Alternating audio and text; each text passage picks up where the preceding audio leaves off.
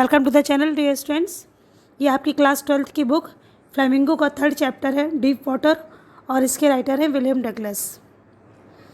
William Douglas की ये उनकी खुद की कहानी है। ये उनकी ऑटोबायोग्राफिकल एक एक्सपीरियंस है और इस एक्सपीरियंस में उन्होंने ये चीज़ शेयर की है कि उन्हें पानी से डर कैसे लगना स्टार्ट हुआ और धीरे धीरे जो उनका पानी का डर था वो कैसे उनकी लाइफ से गया और उन्होंने कैसे उस पर जीत हासिल की। तो चलिए स्टार्ट करते हैं। वो बताते हैं कि जब वो 10 और 11 साल के लगभग थे तो उनके साथ कुछ ऐसा हुआ था जिसकी वजह से उन्हें पानी से बहुत डर लगने लगा था और तब उन्होंने ये डिसाइड किया कि अब वो स्विमिंग सीखेंगे। वहाँ पर एक स्विमिंग पूल था YMCA यकीमा, जहाँ पर उन्हें चांस मिला था कि वो स्विमिंग सीखें। वहाँ पर यकीमा रिवर भी थी उसके बगल से, जो बहुत डेंजरस थी और वहाँ बहुत ज़्यादा फेमस थी। उनकी मॉम ने उन्हें बहुत बार वार्न किया और उन लोगों को, जो लोग उस रिवर में डूब गए थे, उनके बारे में उन्हें बार बार याद दिलाती थी कि वो तुम्हारे लिए सेफ़ नहीं है। लेकिन YMCA पूल जो था वो उनके लिए पूरी तरीके से सेफ़ था स्विमिंग सीखने के लिए। वो पूल एक तरफ से थोड़ा सा गहरा था और दूसरी तरफ थोड़ा ज़्यादा गहरा था। उस पूल में उन्हें स्विमिंग सीखने के लिए उन्हें एक जोड़ी विंग्स दिए गए और उस पूल में स्विमिंग सीखने के लिए बिना कपड़ों के जाना पड़ता था, जो उन्हें बिल्कुल पसंद नहीं था। लेकिन फिर भी उन्हें स्विमिंग सीखनी थी, इसलिए उन्होंने ना चाहते हुए भी इस तरीके से उन्होंने स्विमिंग सीखी और उसके अंदर गए। और जब वो पानी में उतर रहे थे तो उन्हें बहुत ज़्यादा डर लग रहा था और उस डर की वजह वो थी कि जब वो केवल 3 या 4 साल के थे तो उनके फादर उन्हें कैलिफोर्निया में एक बीच पर ले गए और वहाँ पर वो लहरों पर खड़े थे। जो ऑथर थे वो अपने फादर के ऊपर थे, इट मीन्स वो अपने पैरों पर नहीं खड़े थे, वो अपने फादर के कंधों पर या सिर पर बैठे होंगे। लेकिन फिर भी वो लहर उनको छू कर जा रही थी और एक ऐसी ऊंची लहर आई जिसमें वो पूरी तरीके से डूब गए और उन्हें ब्रीदिंग में प्रॉब्लम होने लगी और वो बहुत घबरा गए। खैर, उनके फादर को उस समय हंसी आई, उन्हें ये सब मजाक लग रहा था, लेकिन मेरे दिल में उस समय पानी के लिए बहुत ज़्यादा डर बैठ गया था। YMCA में स्विमिंग के दौरान मुझे वो सारी मेमोरीज़ याद आ गई जो मैंने 3-4 साल में एक्सपीरियंस की थी।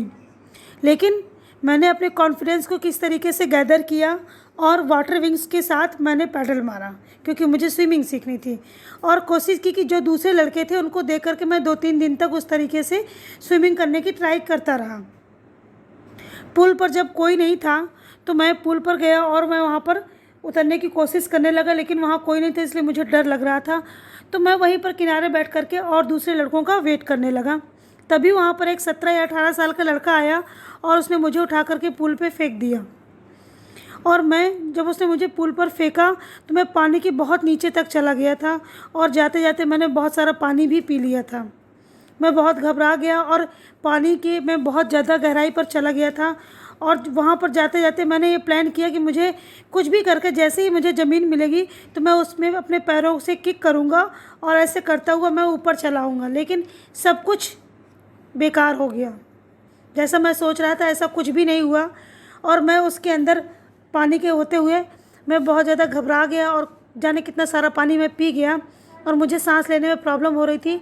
गंदा पानी पीने की वजह से मेरे लंग्स में पेन भी होने लगा था। मैं ऊपर नहीं आ पा रहा था, सब तरफ मुझे बस पानी ही पानी येलो कलर का दिख रहा था और मेरी सारी जो ट्राई थी वो सारे बेकार हो गए थे।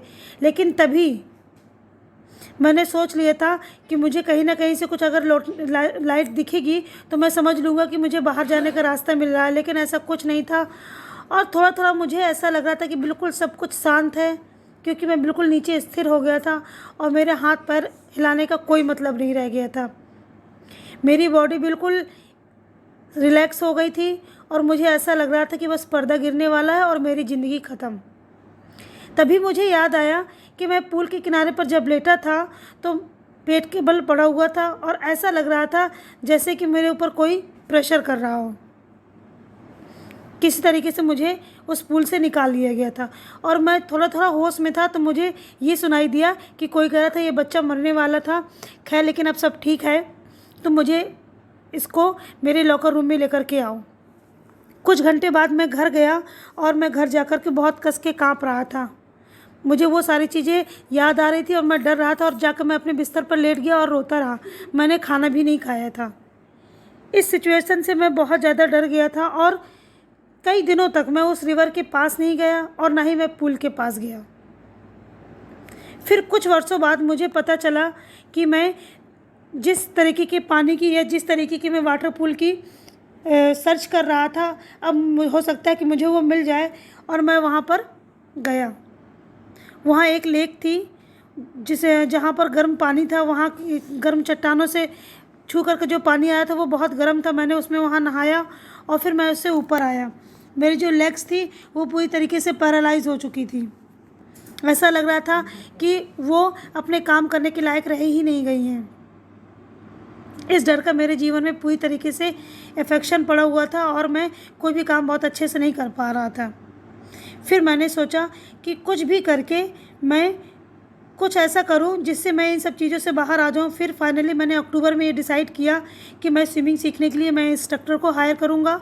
और एक पूल में गया और मैंने वहाँ पर कम से कम मैं एक वीक में पर डे 1 घंटे रोज़ प्रैक्टिस करता था स्विमिंग की।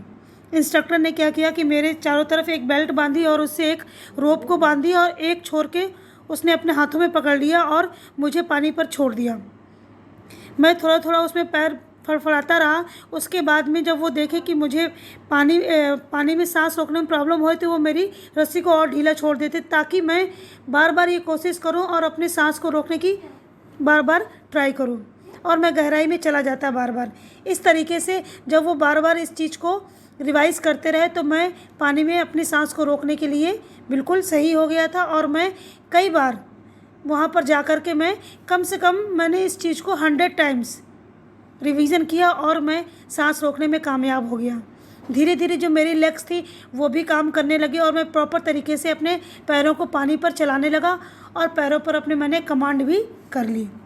और उन्होंने मुझे कहा कि मैंने अब तुम्हें स्विमर बना दिया है और अप्रैल में उन्होंने कहा कि अब तुम स्विमिंग कर सकते हो। लेकिन मुझे अपने ऊपर पूरा विश्वास नहीं था। मुझे ऐसा लग रहा था कि मैं अपने अभी डर पर मैं अभी काबू नहीं पा पाया हूँ। इसलिए मैंने डिसाइड किया कि मैं लेक वेंटवर्थ पर जाऊँगा जो न्यू हैम्पशायर में है और वहाँ पर ट्रिक्स आइलैंड में मैं ड्राइव करूँगा। और मैंने वहाँ डाइव मारी और मैंने वहाँ पर तैरने के सारे स्ट्रोक्स ट्राई किए और सारे के सारे स्ट्रोक्स में मैं सक्सेस रहा।